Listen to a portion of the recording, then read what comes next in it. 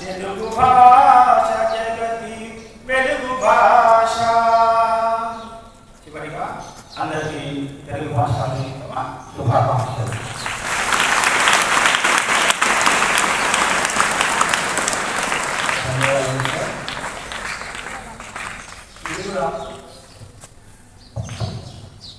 రామూర్తి మంత్రులు గారు ఆధునిక భాష వ్యవహారిక భాష రావాలని, గ్రాంథిక భాష వద్దు అని ఏ విధంగా పోరాటం చేసి ఇటు పండితులకు పామరులకు అర్థమయ్యేలాగా ఇప్పుడు మనం మాట్లాడుతున్నటువంటి వ్యవహారిక భాషను తీసుకురావడం కోసం ఎనలేని కృషి చేసినందుకు గాను ఆయన పుట్టినరోజైనటువంటి ఆగస్టు 29 మనము మాతృభాష దినోత్సవం, తెలుగు మాతృభాష దినోత్సవంగా జరుపుకుంటున్నామని ఆయన కృషిని వివరించినందుకు వెంకటరెడ్డి సార్కు ధన్యవాదాలు తెలియజేస్తూ, సంధ్యారాణి మేడం తెలుగు భాష గొప్పదనం గురించి మాట్లాడుతుంది.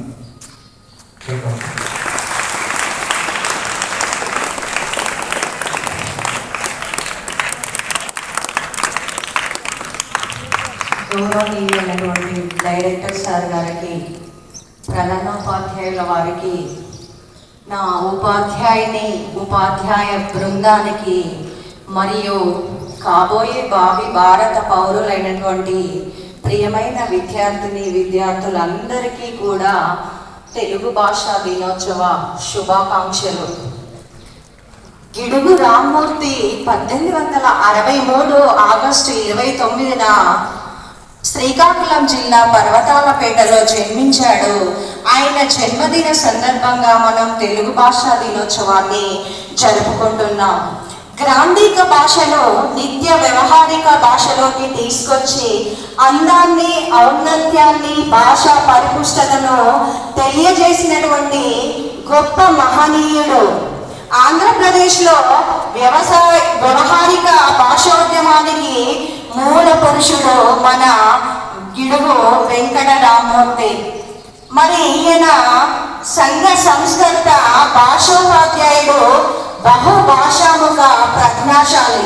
అన్ని భాషల్లో చాలా ఆరితేరినవాడు. ఇంకా చెప్పాలంటే అచ్చ తెలుగు చిచ్చర పిడుగు మన గిడుగు రామ్మూర్తి. తెలుగు భాష చాలా సుసంపన్నమైనది.